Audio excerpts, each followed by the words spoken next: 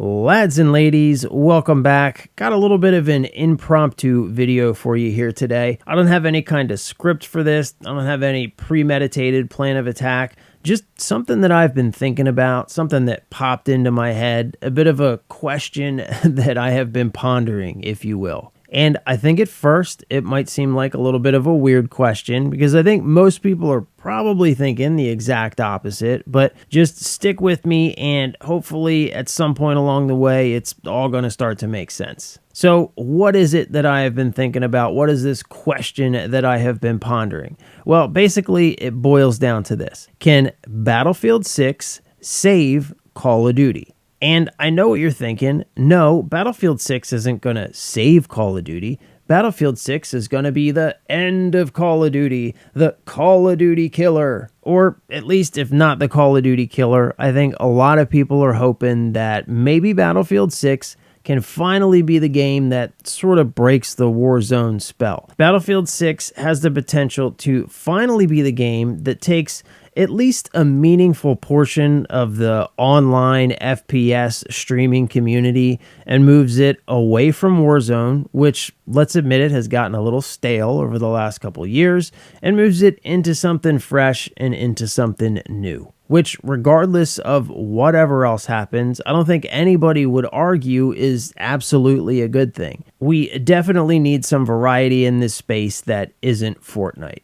But if you've been around as long as I have, then you probably remember a time when Battlefield and Call of Duty were always a part of the same conversation. Don't get me wrong, each game has always had its own dedicated fan base. You've always had people who played Battlefield, and you've always had people who played Call of Duty. But there was a time when there was a lot of cross-pollination between the two. If you played one, you were absolutely aware of and probably at least played a little bit of the other. And because of this, the games always were in kind of this state of contention with one another. They always kind of kept each other in check and pushed each other forward. They were always trying to outdo each other, even if they were doing it in their own unique ways. Each release of a new Battlefield would be a really big deal with some new technology and new features, and the same on the Call of Duty side. Back in those days, neither Call of Duty nor Battlefield would have ever done anything crazy like release a Nicki Minaj skin.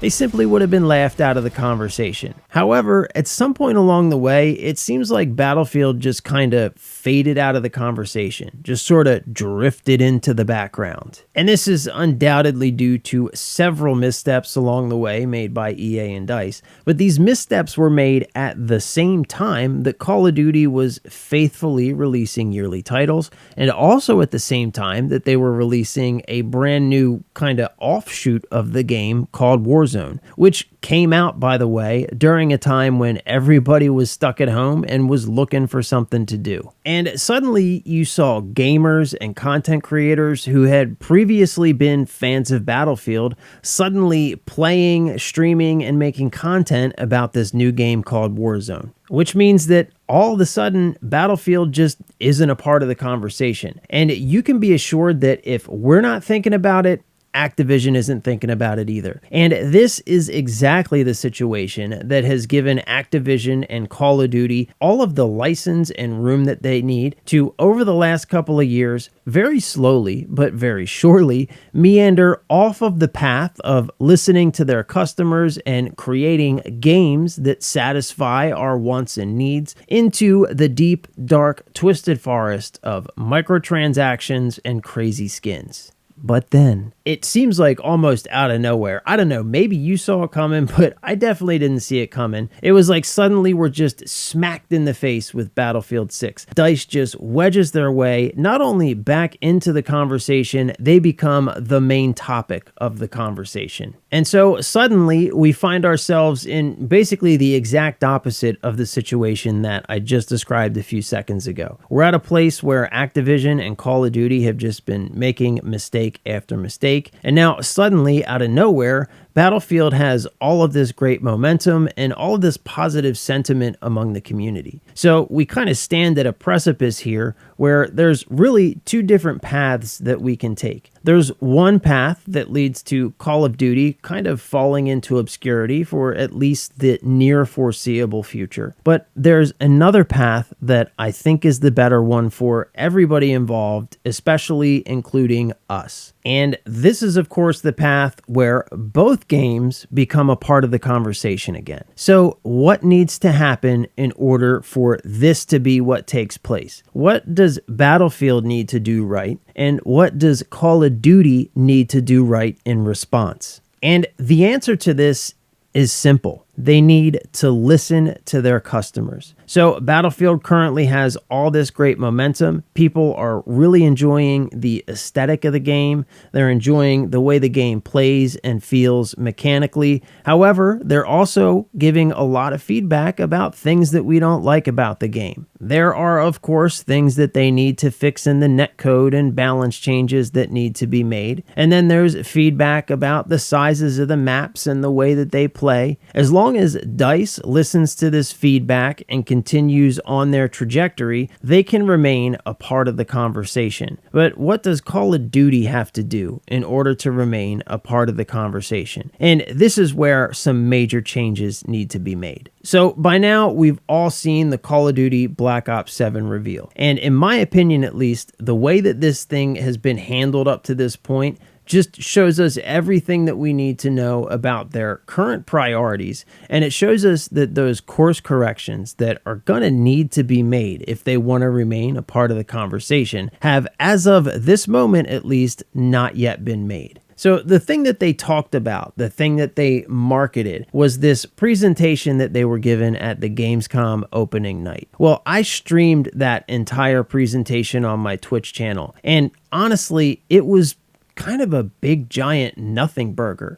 The entire presentation was nothing more than just an extended teaser trailer, and worse than that, in the middle of it, they interrupted their own trailer to sell pre-order store bonuses. And then they decided to just absolutely stealth drop all the actual information about the game in a wall of text blog post, which, like I said, I think just tells us everything we need to know about their current priorities. Right now, they're prioritizing those store bundles and wacky skins, and it really just feels like game features are a bit of an afterthought, which, honestly, Activision is the exact opposite of what you need to be doing. And look, I know that right now it's kind of the popular thing to do to just sort of hate on Call of Duty and especially hate on Black Ops 7, and I get it. Activision deserves all of the hate that they're getting, but if you're a Call of Duty fan, then somewhere deep down you got to admit you want there to be a good Call of Duty game. You want the next Call of Duty game to be fun. You want it to be a good game. You want it to have good features. And look, I'm going to be honest, if you take the time to read through this blog post, there are a lot of good features in here. There are things to get excited about. This new 20v20 skirmish mode, it looks really cool. They're bringing back weapon prestige. There's this whole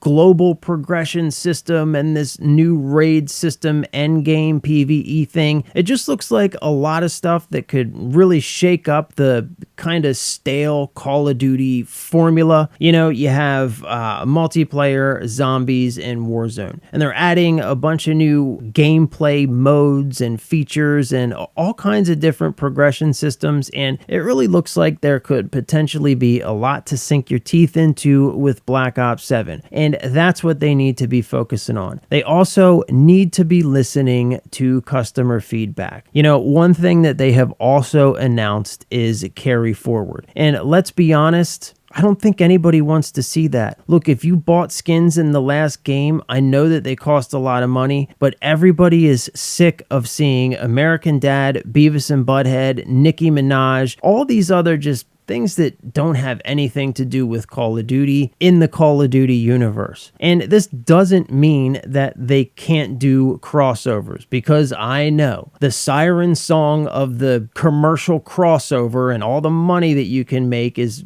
probably too much for them to ignore. But there are smart decisions that can be made here. This is another area where you can listen to your community. We have told you the things that we are okay with, that we would accept. John McClane, Rambo. I mean, there are crossovers that you have done that did not absolutely go over like a freaking lead balloon like the Beavis and Butthead crossover did. And I love Beavis and Butthead. I don't need them in Call of Duty, especially cel-shaded Beavis and Butthead in Call of Duty. So this is what I'm talking about, right? Can Battlefield 6 save Call of Duty? I think that if we can get to a point where these games are now forced to pay attention to and respond to each other, maybe we can finally get to a point where they are both forced to listen to their communities and respond to the things that we say, respond to our complaints, respond to the things that we praise them on, respond to the things that we like, and respond to the things that we dislike. And that's what I mean. Can Battlefield 6 save Call of Duty? I think that it absolutely can, but I think the decision as to whether or not it will lies entirely in Activision's hands. And unfortunately,